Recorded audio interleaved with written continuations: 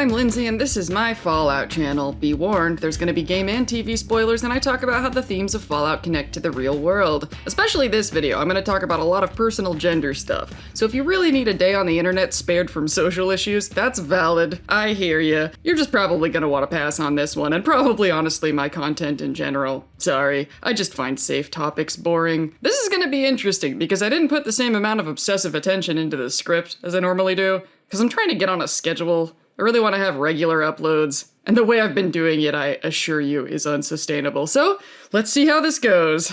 For Lord only knows what reason, when I was scanning my list of possible topics this week, the one that actually gave me the least anxiety was the Brotherhood of Steel and striving for masculinity. If my brain thinks gender is the least stressful topic, dang, what does that say about the rest of my brain? Remember when I explained how I identify with progressives before we started making fun of progressives? Similarly, if we're gonna talk about masculinity, we have to establish my relationship with masculinity. I mentioned in a previous video that despite how much time I've spent talking about the ghoul and Norm, the character I connected with the most is actually Maximus. So I spent some time pondering why that is. I was touching on a feeling that was kind of like wounded masculinity, but not quite, and eventually what I came up with was, I've never gotten to be masculine and I'm just dying to know how, hence, striving for masculinity. When I talk about dudes, in my head, I'm not talking about the other guys over there, I'm talking about me, I'm talking about us. I am a genderqueer person. If I were to declare the most accurate gender label, that would be she, her, genderqueer, transmasculine. I even have a flag.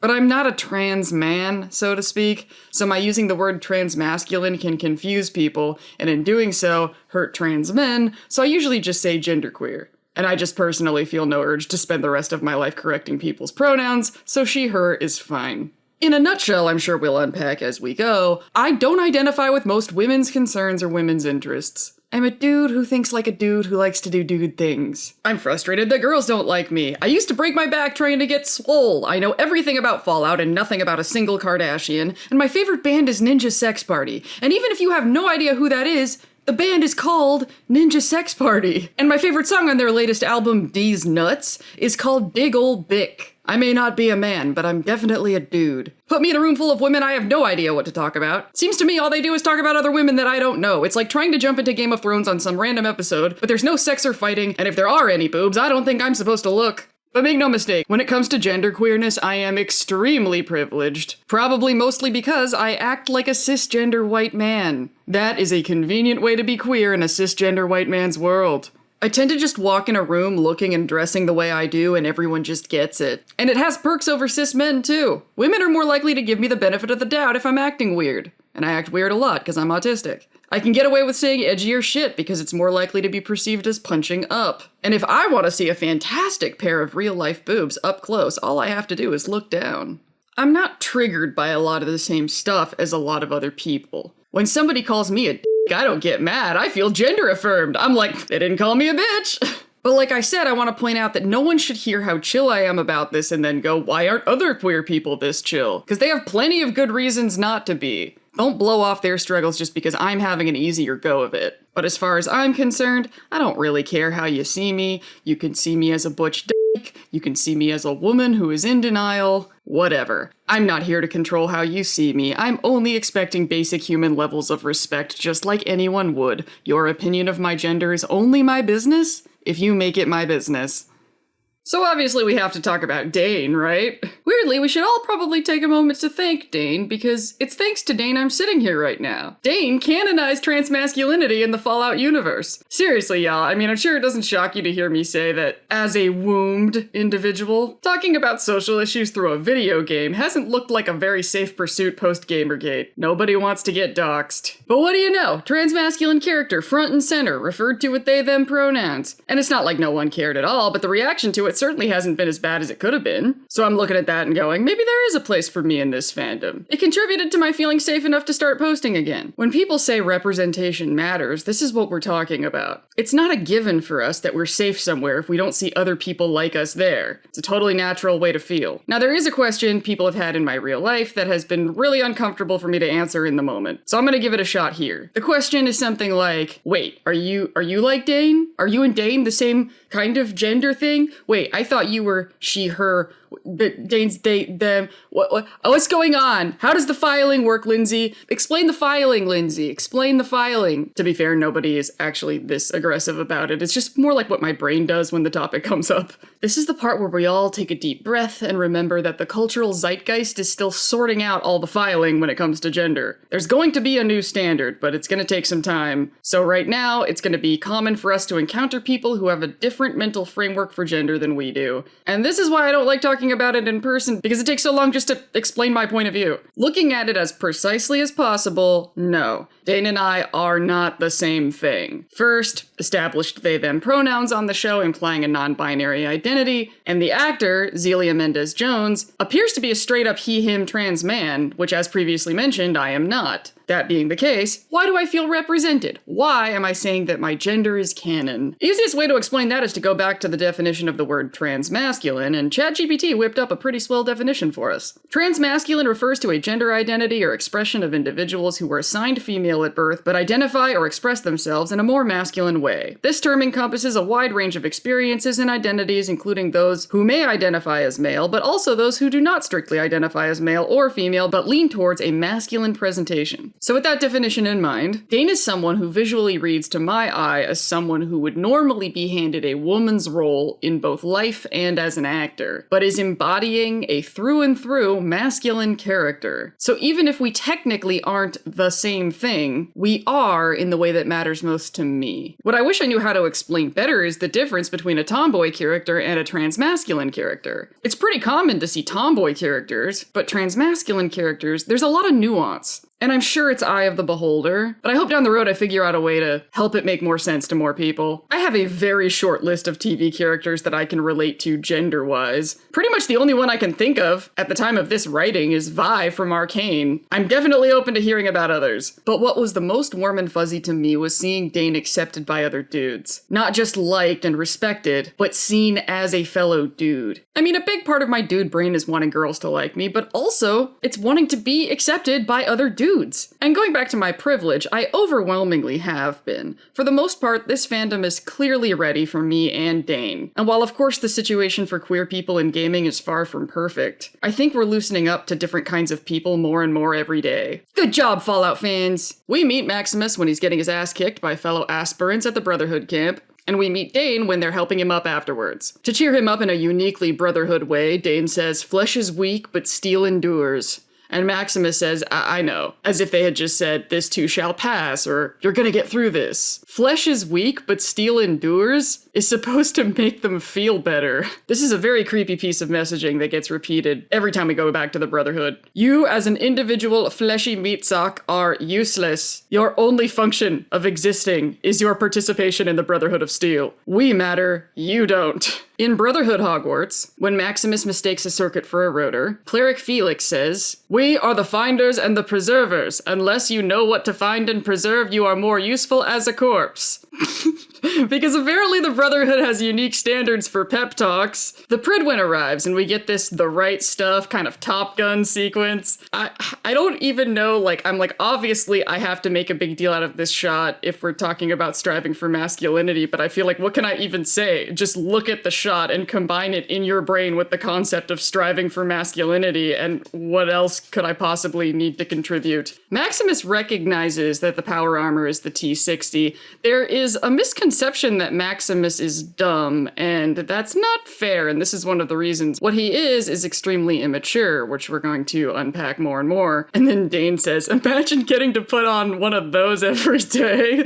And every time I laugh because my literal autistic brain goes, that sounds horrible, that sounds so uncomfortable every day. Oh. But they're power armor nerds, and I love it, because so am I. That's another dude thing. Not saying that girls can't be power armor nerds, but this is just kind of one of those little things that makes me jive more with masculine culture than feminine culture, is when we see cool technology. You know, it's the guys who are like, "Oh, look at that," and the girls are like, "Look at them, look at the boys and their toys." Let's go back to talking about people they don't know. So while Maximus is out digging poop holes, Dane lures him into some shenanigans to go take a closer look at that power armor. They get caught, and Dane is afraid they've gotten them both into trouble, and instinctually defends Maximus. It's pretty cute. Later on, big surprise! Dane tells Maximus a bunch of them were chosen to be anointed, and they're going to the wilds, and they shout Dane's name. Dane, Dane, Dane. And Maximus is super jealous. He feels pretty empty in his life, waiting for his moment. But then, uh-oh! Dane screams! Someone put a bear trap in their boot! Is that a bear trap? I've been overthinking what word to use for this. I'm just gonna call it the trap. Put the trap in their boot. Make Dane foot go munch, effectively taking away their chance to scamper off into the wilds with Knight Titus. I don't know if y'all have heard, but walking is like all the rage in the wasteland. Nobody in Fallout has figured out you could put wheels on robots and make, like, cars yet. I don't know. Actually, side note, the most compelling argument I've heard about the lack of cars in Fallout is because nobody would be able to distribute or manufacture tires. I think I can buy that. But back on topic, one of the most important questions of the season. Who unfooted Dane? So now Elder Quintus is going to question Maximus, and y'all, first time watching this, chills. When Knight Titus stands behind him, I was like, yes, this is exactly how the Brotherhood of Steel should feel. Like, my feeling about the Brotherhood, I've always felt, was comparable to how one might feel about the popular kids in school. I despise them and everything they stand for, and yet I also think they're really cool and really want them to like me. I felt really connected to this feeling of, I'm so scared of these people, but it's so important to be accepted by them. I need to say whatever I have to say to make them not reject me. Maximus confesses that he wanted it to happen and asks if that was wrong. And Elder Quintus says, yes! Which really bitch slapped me because of how often it's a thing in the ideas that I swim around in. That you never tell someone that their feelings are wrong. It's just not done. Even the yuckiest feelings have to get processed by the brain. But no, the last thing they want to do is encourage Maximus to nurture his own soul. He's a meatbag in service of the Brotherhood, remember? Maximus does the smart thing here and basically kisses the Brotherhood's ass and frames it that the Brotherhood getting everything it wants is the absolute most important thing, and that if him giving his life is what the Brotherhood needs, so be it. Not only does it save his life, it gets him a job. Knight Titus is new squire. And this whole thing, yeah, super fishy. I mean, I may as well jump ahead and explain that I do not think that Dane did it to themselves. Like Quintus says, your fellow aspirants say it was you. Really? Who? Why? Like if they stopped and interviewed everybody and were doing an investigation, that would make a lot more sense. But no, they zoomed straight to Maximus. Like, yeah, maybe the second season they'll, like, reveal some shot that maybe Maximus did it and people were witnesses, and there's just stuff we didn't see. I just don't think Maximus did it. I don't have, like, really hard evidence beyond, I think they sold us on him being genuinely surprised when it happened.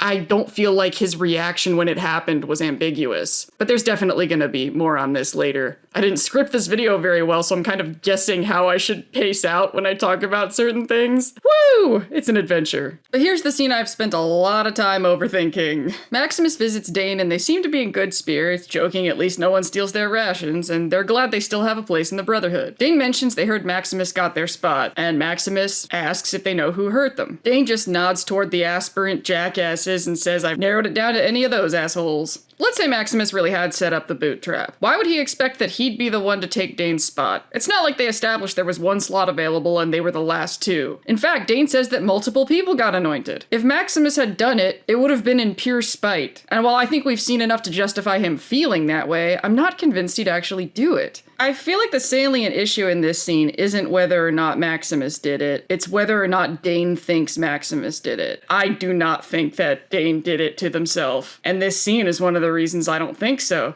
Because when Dane says, I told him you wouldn't hurt a fly, I feel like what they're trying to say is, whether you did it or not, let's just say you didn't.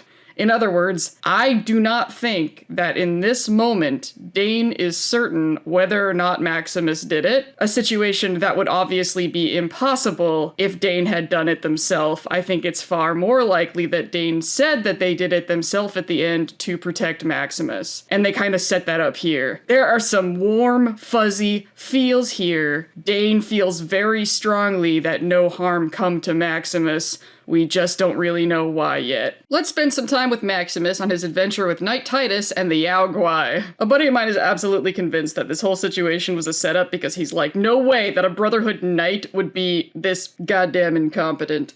I see where he's coming from, but I don't know. I've seen a lot of really skilled people lose their lobes and act like total jackasses if they're pissed off enough. The scene makes it pretty clear that Knight Titus is a guy who is freaking over it. Another thing is, I think people tend to overestimate the Brotherhood of Steel's competence, especially when it comes to, like, internal communications. Even later when Thaddius is like, it's the Brotherhood, they'll know. I'm like, will they though? The point is, it does not seem impossible to me that a guy like Knight Titus could have bullshit his way to his position. I think that's closer to what the main point of this scene actually is the disillusionment. Like, I think Maximus and my friend are probably similar in that they have this idea that the Brotherhood should be competent, that the Brotherhood is supposed to know what they're doing. They have all these rules and everything's so official and strict. That's gotta mean something. I need that to mean something. So when Maximus is watching Knight Titus get tossed around by this Yao Guai and just being an impossible jerk, he's like, no, you are not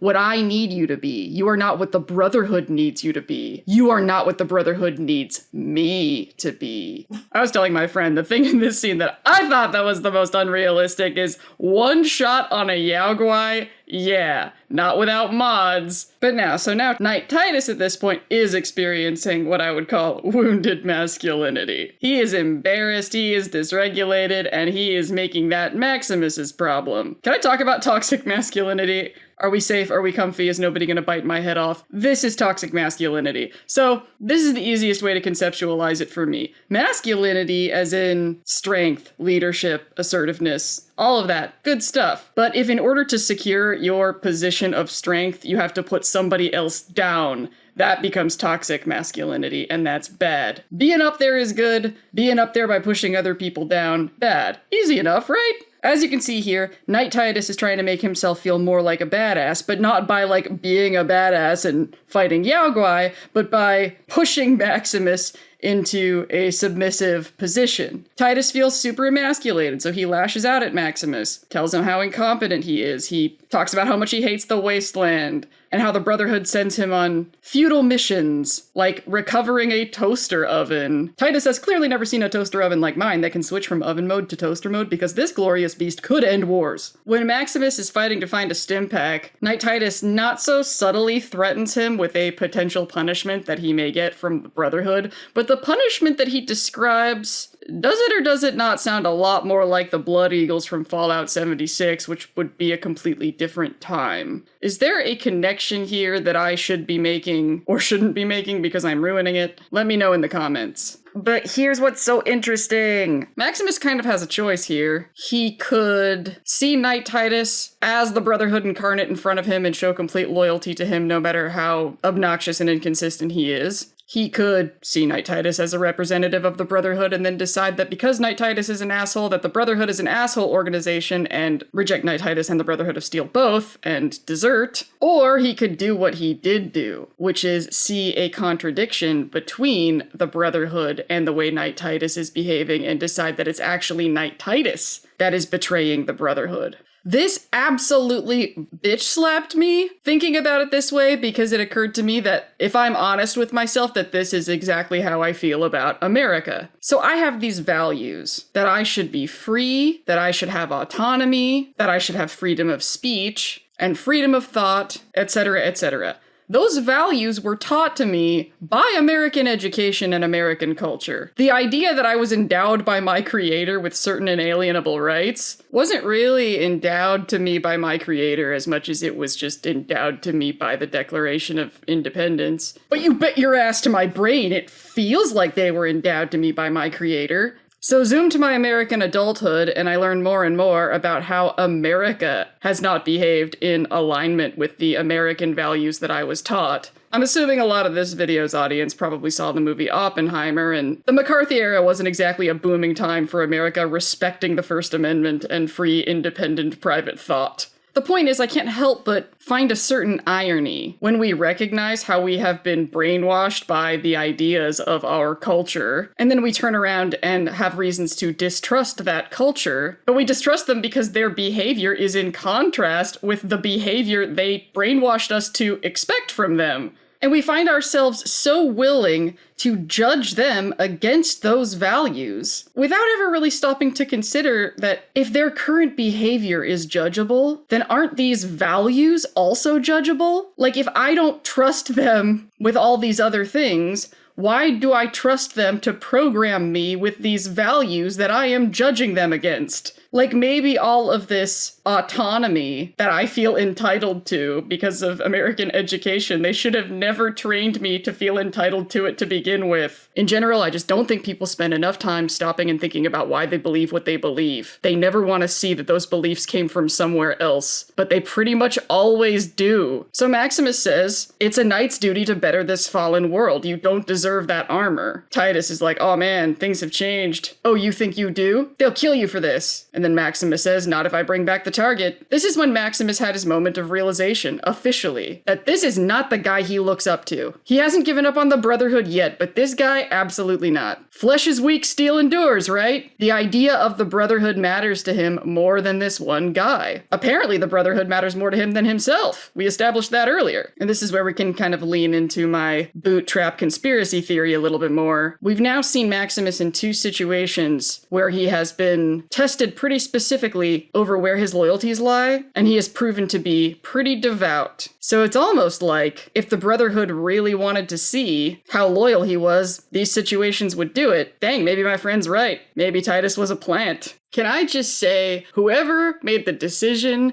to do this scene this way of Maximus jumping up and down in the power armor with Betty Hutton, it's a man playing chef's kiss, absolutely glorious. Is that not what all of us did when we got our first set of power armor in a Fallout game? Because I know I definitely did. And once that kind, generous Fallout 76 player gifted to me that XO1 Nuka-Cola Quantum power armor, I was changed. My power armor needs are met. I've seen other cool power armor sets. I'm like, I will never love like this again. The point is, we're just so happy for Maximus here. Like, he has wanted to feel powerful for so long, and he has felt so weak. And he's felt like he's paid his dues. And if you watched my Norm video, you know that I'm of the opinion that we might be having something like this again real soon in season 2. But because this TV show knows exactly what it's goddamn doing, one of the first things that we do after Maximus gets the power armor is we see him having to deal with it when he doesn't have it. He gets in a bit of a scuffle, a bit of fisticuffs with a motley crew of raiders, and gets dangerously close to the raiders stealing the power armor, and we can have none of that. And we see him have to pull from deep down within himself whatever he has left to get his ass off the ground and get back to that power armor so he can squeeze that guy's head like a grape. But for the story, for his growth, we had to see the man without the power armor, right? What did our DJ say to Spider Kid? The suit can't make the man. But I gotta make a, quick ableism alert here. This is not intended to shame people who need accommodations and accessibility tools. Lord knows that I do. That being said, though, there is something to take pride in one's ability to be resourceful and to do what they can in situations where those accommodations can't be provided. In another video, I said, there are no rules, only constraints, choices, and consequences. And the skill I have respect for that Maximus displays here is resourcefulness within intense constraints. Sometimes those constraints are the society that you live in. Sometimes it's how beaten and broken down your body is. Sometimes you have to look for resources around you. Sometimes you have to look for resources inside of you.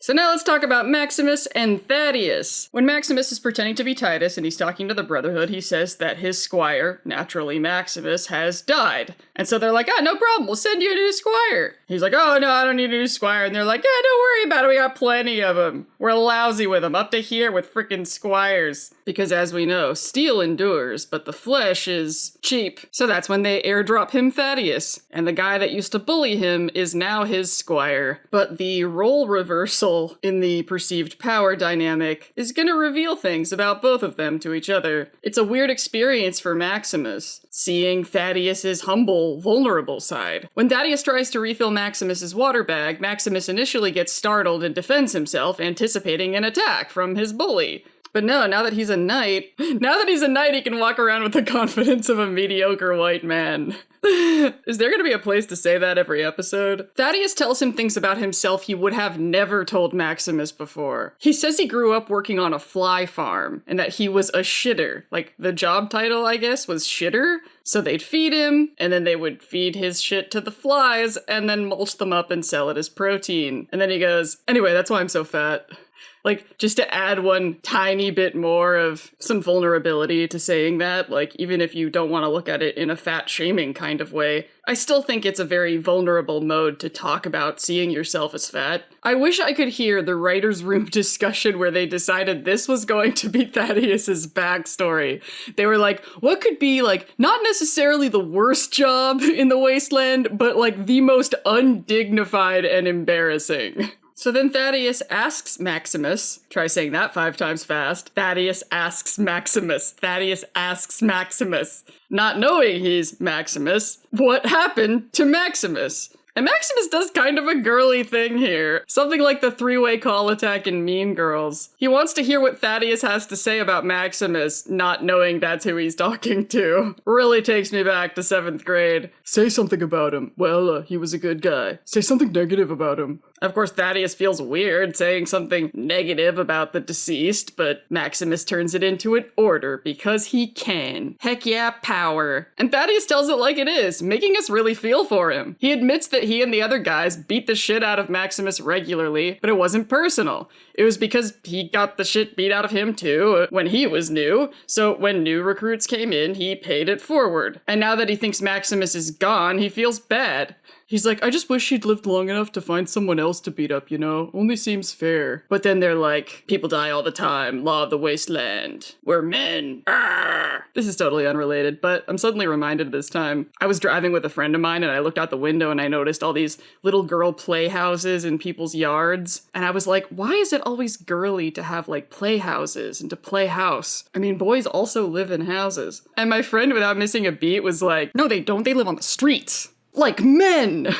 I mean, settlements. They're giant dollhouses, aren't they? Camps are digital dollhouses. It's just hilarious, and I wanted to share that with you guys. Anyway, moving on. Once again, Fallout is being not subtle, and I am here for it. I mean, Thaddius just broke down generational trauma. In the most literal, straightforward terms, that is what happens. People have stuff done to them, and then they go, oh, that's a thing to do, and then they do it to other people, and so on and so forth. But it's deeper than that. It's not just a thing to do. It's almost like we have to do it, because it's the only way to make what happened to us okay. If we don't carry it forward, that means that we're acknowledging that it wasn't okay, which means we're acknowledging that the way we were treated wasn't okay, which means we have to acknowledge that the people and the systems that are keeping us safe actually aren't keeping us safe, and that is way too much to deal with. So we just pass the trauma down the line. I mentioned this in the privilege ignorance video. It's always a good idea to stop and question the darker things that you may normalize. War never changes is an awesome slogan, catchphrase, motto thing, because it can be interpreted in so many different ways, but for me, what it means is war is always war every time. In other words, no, it's not different this time. Like, I know everybody says that it's different that the US dropped the bombs because we ended World War II,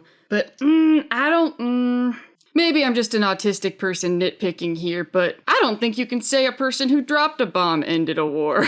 If doing so truly stopped other people from dropping bombs, then I think those people ended the war. The people who had their fingers over the button saw what it did and then went, how about not? Those are the people that ended the war. But unfortunately, we don't go down in history for the things that we didn't do we? So yes, this has everything to do with Thaddius, because you shouldn't punch people just because people punched you. You're still a puncher. The fighting doesn't stop until the fighting stops. War never changes. Eventually, Thaddius and Maximus form this sort of friendship, and it's adorable. And there's another example that I want to point out that shows that Maximus isn't dumb. When they find Wilzig's body, it's Maximus who figures that if the head is gone, then it must have been the head that had value, and so there'd be no point in taking the body. Then, of course, right after that, when Thaddius is like, do you think it's the girl or the ghoul? He's like, the ghoul, obviously, which we know isn't true.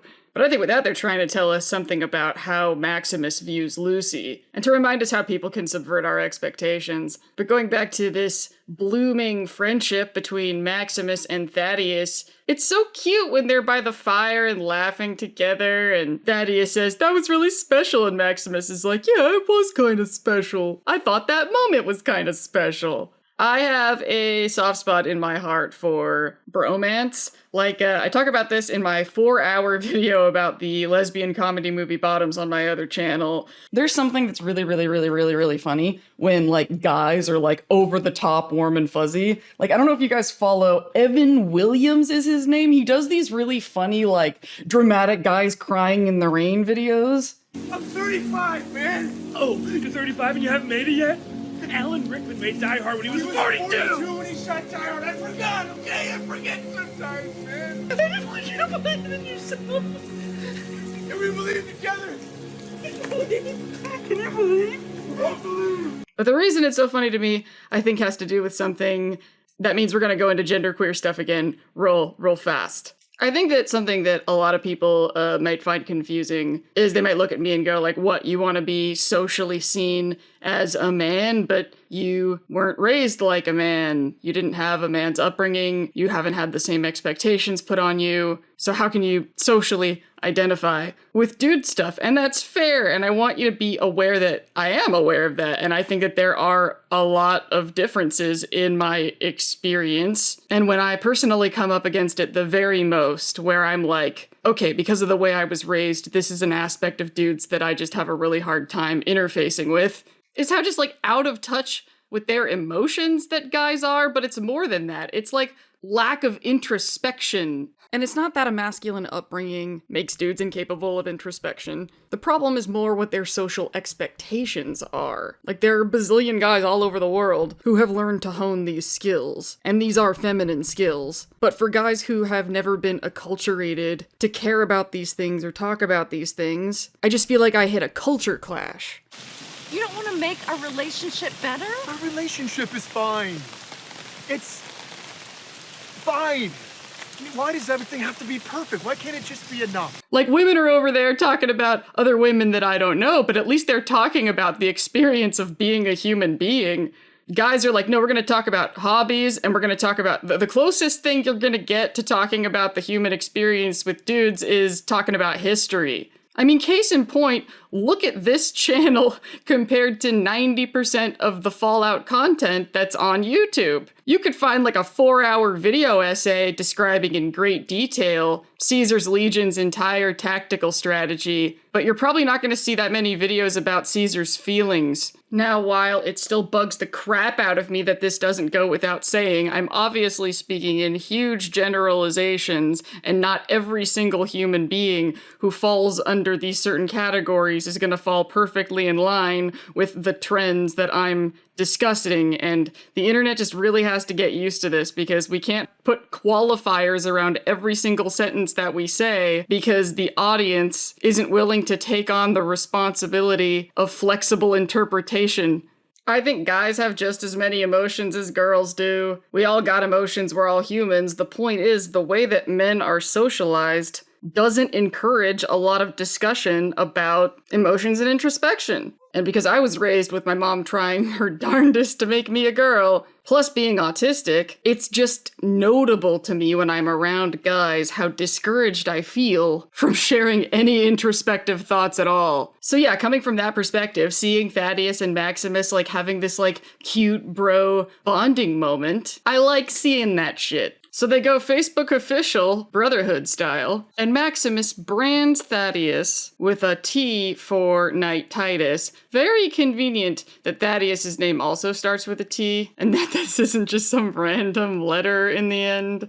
But after that, that's when Maximus is like, okay, now it's really messed up that my man Thaddius doesn't know what's really happening. Speaking of which, what are y'all's thoughts about the voice changing in the power armor helmet? That has not been a thing in the games. It just generally just sounds like the same voice coming through a speaker, and it seems like they kind of threw this effect in the show specifically so Thaddius wouldn't be able to tell that this is Maximus, which is irritating. And I want that not to be true, but what do y'all think? So now Maximus is starting to feel weird about the lie, and I love this moment. It reminds me a lot of the moment from The Last of Us, and I don't want to be spoily, but I'll just say there's a moment where a main character is wearing a mask in a very, very suspenseful moment. It's another moment when the character is trying to muster up the courage to deal with a truth. And even though we can't see the character's face, the context is so well written, directed, and acted, we don't have to. If you watched it, you know what I'm talking about. At this point, Thaddius feels certain that his new knight can confess to him absolutely anything. Insecurities, thoughts, regrets, they are spiritually bonded now. But surprise! Turns out it was Maximus the whole time. Thaddius was not prepared for this. The mood is utterly crushed. And my soul sank as I listened to Maximus say, we can still be friends, we just have to get our story straight before we go back. Because I know they're not gonna get their story straight. Thaddius says they're gonna kill you. Maximus says they don't have to find out. Thaddius says it's the Brotherhood. They'll find out. And this is when Maximus learns such a sad, sad lesson. Maximus says, I should have known better than to trust you. Then he steps on Thaddius' foot with the power armor, breaking it. But Thaddius gets behind him and uses his handy squire key to remove the fusion core from Maximus' suit. I loved this. Power armor needs a fusion core to operate, including to open it. So since Thaddius removes the fusion core, there's no way for Maximus to exit the suit. I watched this with a friend of mine and he was like, well, that's a really stupid design flaw. And I'm like, well, that's why he has the key, you know? Only somebody you trust a whole lot should be able to do that. That's why it's so heartbreaking that he does this. And I thought it was a really clever way to create TV drama using mechanics that align with the game. I've never heard of anyone trapping a companion in their power armor by removing the core. But it's absolutely a thing that if you leave your power armor behind with the fusion core in it, somebody can steal it. So yeah, definitely share how this mechanic is reflected in any of your gameplay stories in the comments. After Thaddius leaves, Maximus sounds so sad. No, don't leave me in here. When Maximus says, I'll fucking kill you, Thaddius, Thaddius says, you should have. I can't believe I fucking let you brand me. Let's compare this to some Norm stuff. Thaddius is shocked that Maximus would expect him to be loyal to him rather than the Brotherhood of Steel, in the same way that Norm was shocked that the Coverseers expected him to be more loyal to them than to his family. It's like they're on opposite sides of a spectrum. The difference in perspective is privilege and perceived threat. Thaddius is like, why would you expect me to choose relationships over the organization? The organization is big and scary and powerful and always listening. But in Norm's case, he was like, why would you expect me to choose the organization over my relationships? The organization is not threatening. My dad was the boss of the organization from my perspective, and he's out there in the wastes and you don't want to do dick to find him. Maximus is seeing in Thaddius here what Norm saw in Chet. Like, we might seem like friends, but when it gets right down to it, people aren't loyal, at least not to other people. They're loyal to whatever it is that they perceive as protecting them from what they're afraid of. Now let's drop through the floor in Hawthorne Labs and spend some time with Lucy and Maximus in the holding area for Vault 4, where Maximus was the ladies' man we all strive to be, said Lindsay sarcastically. He says she smells good. She's like, how on earth? Oh, B.O. Animal instincts? Ah, he wants my coffee pot. So she's like, wanna have sex? And he's like, you mean use my cock?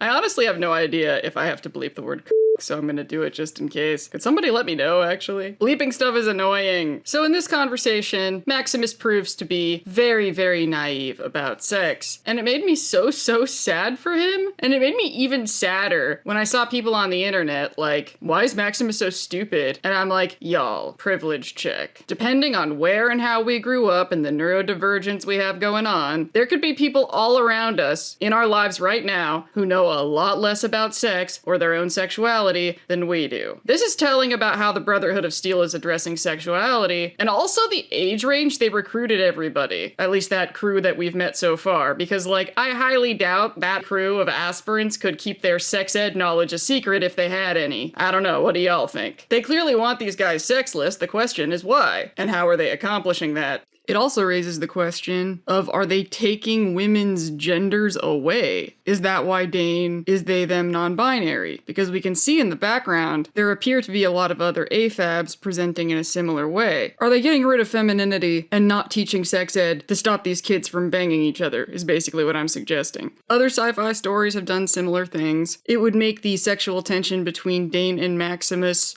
have like a childlike innocence to it. I'm reminded of The Island with Ewan McGregor and Scarlett Johansson. And as intriguing an idea as that would be, I doubt they're gonna go that direction because, and I know so many people are not gonna wanna hear this, it would be culturally tone deaf to suggest that Dane's gender presentation is inauthentic, particularly being that they cast a trans actor. Like, we've seen the way that the LGBT community reacts, just making a trans non-binary character a villain. Taking the trans non-binary character and making the story invalidate their transness. I don't think even Fallout could get away with that. So Fallout, if that's where you were going with this, course correct immediately. That is said with nothing but love. Maximus is being held back from becoming a man. He's striving for masculinity that's being held back from him. And because the information he's getting is being controlled, he doesn't have a solid sense of what he's being held back from. And that is definitely something that I can relate to. The way Maximus looks here is a lot like how late blooming gay people all over the world look right now in the modern real world. Yes, even with the internet. Not knowing the basics, or what's weird, or what in God's name to do with all the feelings. Not all of us were educated by a culture that validated our sexualities. I feel like Maximus and I are like cross-universe mirrors of each other in that way. I mean, not to say that I don't know the basics. I know the basics. I know the basics. You know, let's just change the subject. And I don't know whether to applaud or blame whoever decided to introduce the line, "Do you want to make my cock explode now?" into this fandom. Weirdly, the part of the show that resonated with my genderqueer trauma the most really didn't have much to do with gender at all. It was when Lucy and Maximus were walking on the train tracks, and Lucy talks about how when she was young, she believed that the light in their farm was the sun. And when she grew up, she realized it was her mother that made it feel so real. But we find out later, she did really feel the real sun. She was in Shady Sands. She trusted her father and the reality in the vault more than she trusted her own feelings and memories. And don't get me wrong, I think we should all have a sense of humility about our memories. They are often inaccurate. In fact, no memories are 100% accurate. The point isn't people's memories and feelings are always right. It's more just how repulsive and disgusting it is to exploit someone's totally fair humility about their own feelings and memories in order to gaslight their reality and implant a lie. It's a sick violation. So what does this have to do with genderqueerness? Well, like most queer people will probably tell you, I knew what I was when I was a kid. I knew the toy advertisements for girls were not for me. I was a different thing. The second I knew what a tomboy was, I knew at the very least that I was that. Does anyone remember the TLC song Hat to the Back?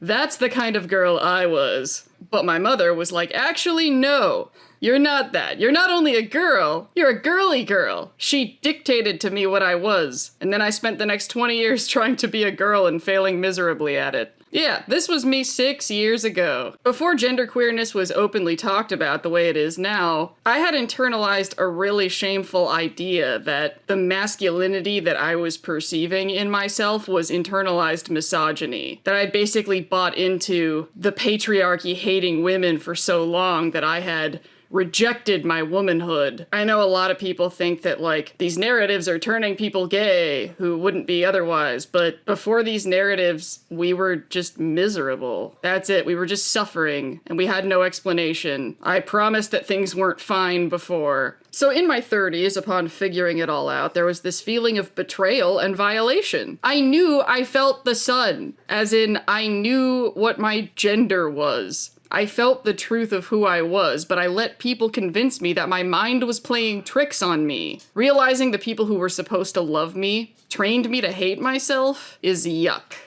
Let us return now to the mystery of the unfooting of aspirant Dane. Maximus manned up, he got to kiss the girl, he's doing a brave thing and taking a dummy head so that Lucy can get away with Wilzig. When he gets back to the Brotherhood, they call him out immediately. They're like, you're wearing the knight's red. This isn't the first time a brother in your company has fallen into misfortune. You're a liar then, you're a liar now. Maximus pleads for his life. But that's when Dane leaps up and is like, my injury was my own doing, not him. For the sake of the Brotherhood, listen to him. I'm just thinking of Ariel and the Little Mermaid. Daddy, I love him! And then Quintus says, such a display of loyalty, don't see that much anymore. Damn, they don't make them like this anymore. Okay. Let's just say. What if Dane still has no idea who did it and just doesn't want Maximus to get hurt? What if Dane just said they did it so nobody else ever got punished for it? We'll come back to this in a second, but first let's go to this conversation between Quintus and Maximus. Okay, so Quintus says, how did Titus die? And with the confidence of a mediocre white man, Maximus says he died running. And Quintus is just oh so disappointed. The Brotherhood has lost its way. Power is taken, not given, a lesson you seem to have learned. So if what you say is true and you can lead us to the relic, then together, you and I, we will take power, and with it we will start a new Brotherhood with me at its head and the likes of you as its sword. Can ya feel it?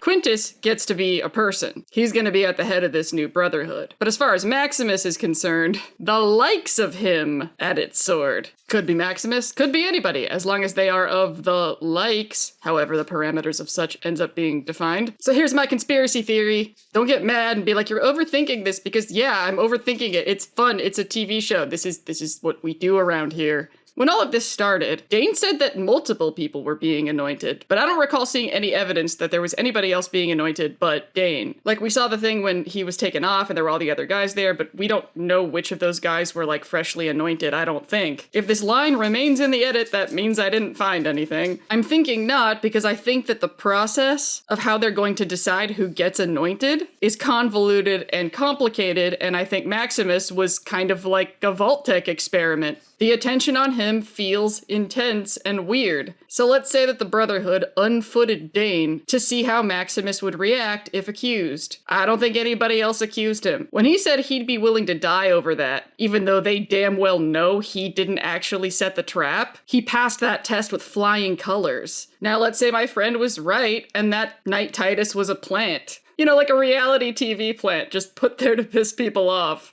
They were like, who the fuck is gonna send Maximus up the wall? You know, maybe Knight Titus was a piece of shit black sheep that everybody hated, and that's why he was going after toaster ovens. Like, I'm reminded of the Crimson Caravan guy who's only there because he's like one of the main investors' sons, but he's basically useless.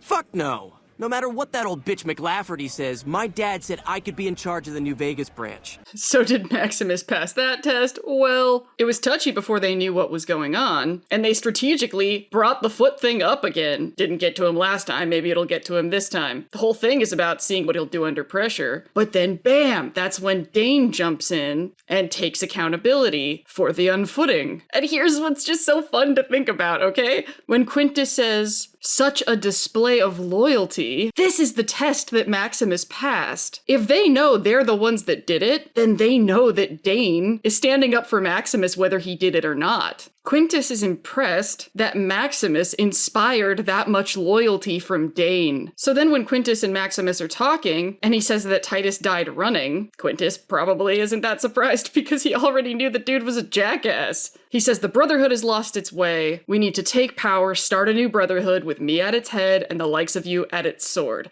If they're trying to make a new Brotherhood, maybe they're being really methodical, picking who's gonna have power in that new Brotherhood. What his new Brotherhood needs is believers believers that both are insanely loyal and can inspire insane loyalty. Quintus looks at our guy and sees that. Maximus is in such a vulnerable position now, because there's never a line of throwaway dialogue in this show. There's a reason Quintus ends with, "Your entire life you've been looking for a home. Build one with me." So let's talk about masculinity and home for a second, because men don't actually want to sleep on the streets. Wow, I can't believe that random aside about men and dollhouses actually became relevant again. A big aspect of masculinity, in my opinion, is the need to feel useful. We want to do stuff. You know, I don't want to sit and play with the kid. I want to make sure that the kid has food and, like, a savings account. I just do my man thing, man. I just do my man thing. You know what female quality I have absolutely none of, just completely born without? Whatever's associated with the word nurturing. I am not a nurturing person. I don't even consider plants. But it's a really big deal to me to be useful to someone, somewhere, somehow. And it is something that my more feminine friends don't understand a lot of the time. They're like, your value is not your productivity. And I'm like,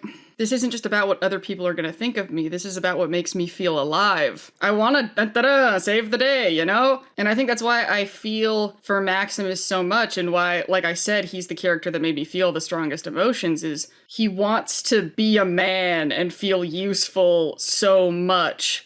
And the Brotherhood is in the perfect position to exploit that. Maximus joined the Brotherhood because, as he put it, he wanted to hurt the people who hurt him. He wants to push back against what pushed him. That was very honest, very self-aware. So if he is a part of something that has enough power to push back, he gets to feel like a man. He gets to feel useful. He gets to feel like he has a function. And because he is fulfilling his role, living his truth, he's gonna feel like he's home. That's what home feels like. A place in community where you being you is useful. But where is home gonna be for Maximus? Is it gonna be the Brotherhood, or is it gonna be the Vault? It's not gonna be the Vault. We know it's not gonna be the Vault. But he doesn't know that yet. So they're getting ready to go after the head and the cold fusion and, you know, like the whole, like, grand finale of the season. And Maximus is surprised to see that they're sending Dane, despite the, you know, unfooting and all. Dane says that that's a punishment for what they did to themselves, but then, like, has this really sincere look in their eye when they say they were just scared of going to the wilds and had no idea that Maximus would be blamed, and they apologize. And my first time watching the show, I took that as confirmation of like, oh, I can take off the tinfoil hat. Dane actually did do it to themselves. And I was kind of disappointed. And maybe that really is the confirmation and I should let it go. There's just something about that exchange in the tent, the facial expressions, the choice of words. It, for some reason, in my rigid autistic meaning-making map, that doesn't track. And you know what else doesn't track? Does this look like the face of somebody who is afraid to go to the wilds? It'd be one thing if we had already characterized Dane as somebody who can be really fake and showboaty and wants everybody to like them. But no, we've already seen that Dane's the one that picked Maximus up. This is a caring, honest, sensitive person. The question that I have is, why is Dane now certain that Maximus didn't do it? Because as far as I can tell, up until this point, if Dane didn't do it, then Dane has no idea who did, so why not Maximus? I get the sense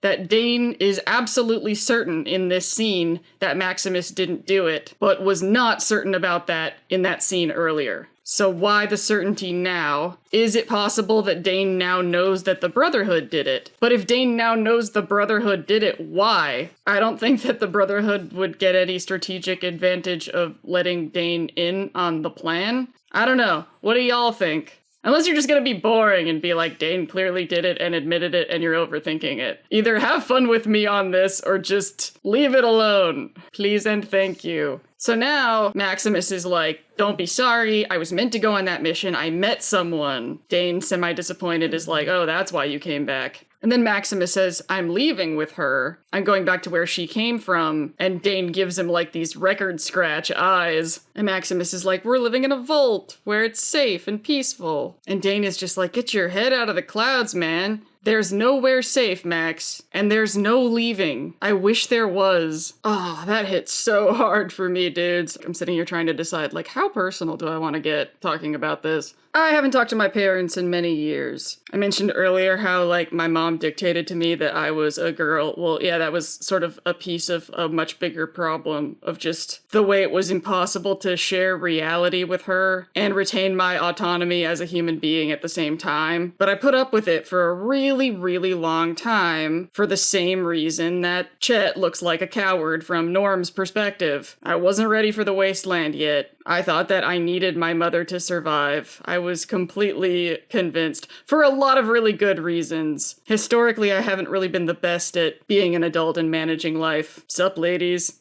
But, like, I don't know, maybe a lot of you have heard that story about Jim Carrey's dad and how he always tried to do the smart, responsible thing and then he still ended up losing his job and having a shit go of it. And little Jim Carrey kind of looked at that and was like, well, then why not chase your dreams? In other words, there is no smart way. There is no responsible way. Nobody has it under control. Nobody knows what they're doing. So eventually I had to ask myself the question, like, is my mother really that much safer than anywhere else? You got problems out here too, sweetheart. Best you try your luck behind that door. And now that I understand the psychological damage that was done, I mean, like, obviously, I wasn't safe at all, but I hadn't unpacked any of that yet. At the time, it was a pretty damn big leap of faith. The point is, even though it doesn't sound like it, there's nowhere safe, Max, is a healthy sentiment. Like, something that I like to keep in mind is if you think it's possible for any solution to give you perfect control, you've empowered some jackass to sell it to you. What Dane is really saying here that we should all be listening to very carefully is you are guaranteed nothing. There is no way to control the outcome. There is nowhere you can go where you will not be occasionally bitch-slapped with surprises. So you're better off just kind of marching forward, anticipating uncertainty. Dane clearly has very strong emotions toward Maximus. Are they romantic? I'm honestly leaning that direction,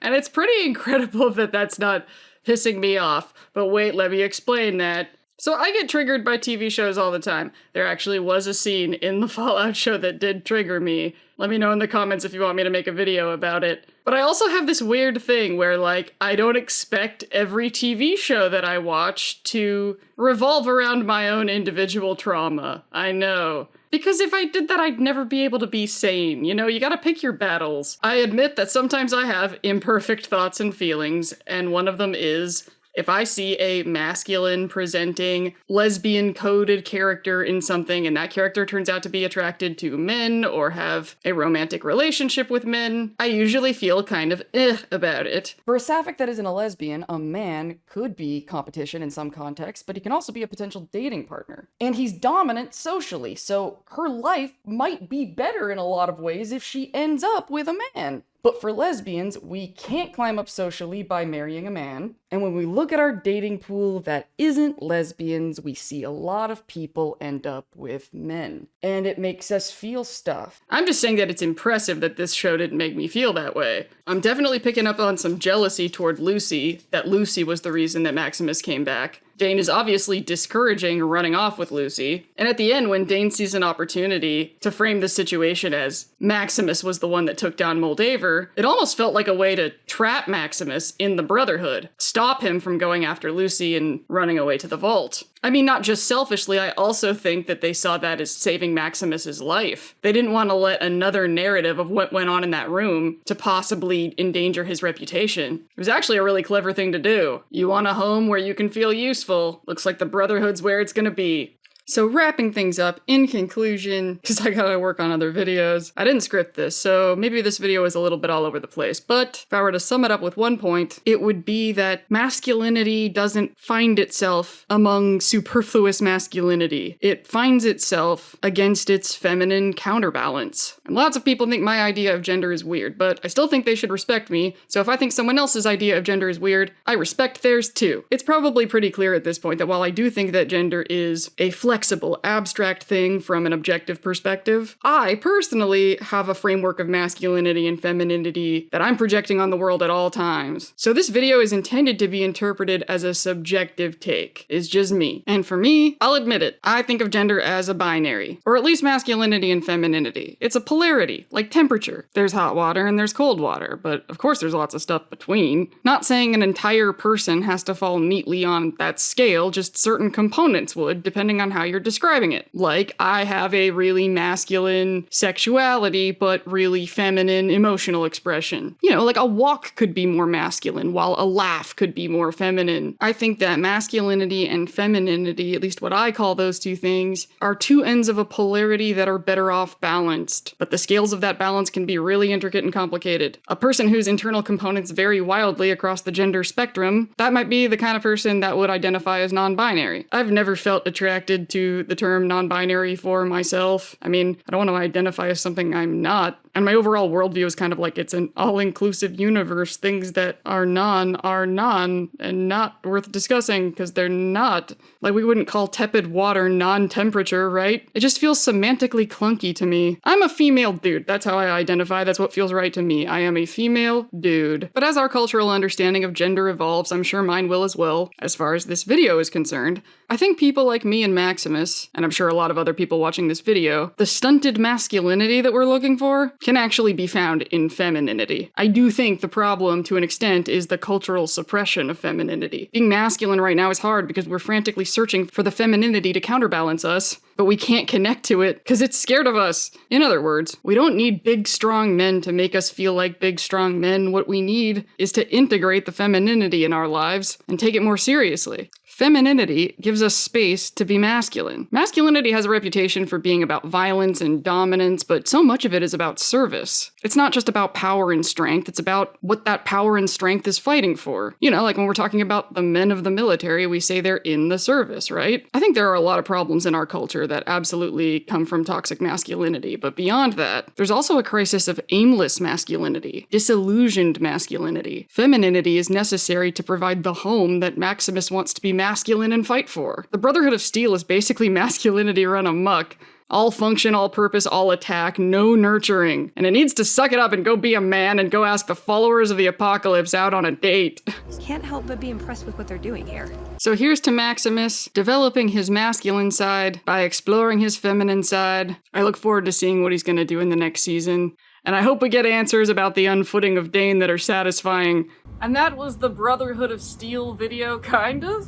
Don't know if it's the best video I've ever done, but it was a lot more fun to put the perfectionism down and just kind of talk for a little bit. Of course, I feel like certain points could have been made better, but what do y'all think? Because this level of quality in work is a lot more sustainable, even though, oh my god, why is it so long? Y'all, this is how this worked. Okay, I was like, Tuesday, I'm gonna write all day. Wednesday, I'm gonna record all day. Thursday, I'm gonna edit all day. So wherever I was when I was done writing on Tuesday, that was what was gonna be there. And I managed to get through all that recording on Wednesday, but then on Thursday in the edit, I was like, the video's still an hour long, and that's still too long to edit in one day. So here I am Friday, recording this bit and wrapping up the edit. And exciting news, we now have 3 of the 4 drives that I need. Thank you to everybody who has contributed. I'm really excited about this. And it's gonna help with my other channels too. I can't wait to have all the drives and actually start setting up this library.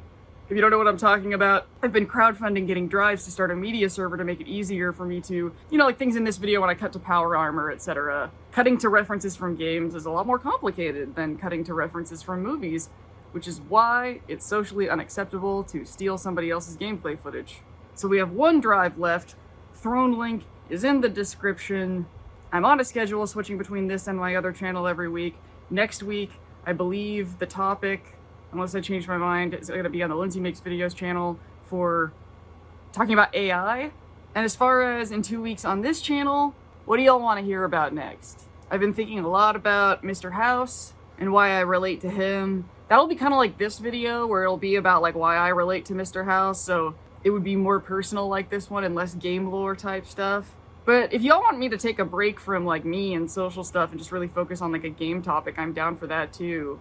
Something else that's come up a few times is going back to the ghoul serum theory video and the things that we've learned about ghoul serum, or that I've seen about it, the topic since I made that video. So let me know what you think. Thank you so much for joining me again, and I really, really hope that you enjoyed this. If you have to go out, take a gun and a lamp, 'cause everybody knows there's a devil in camp.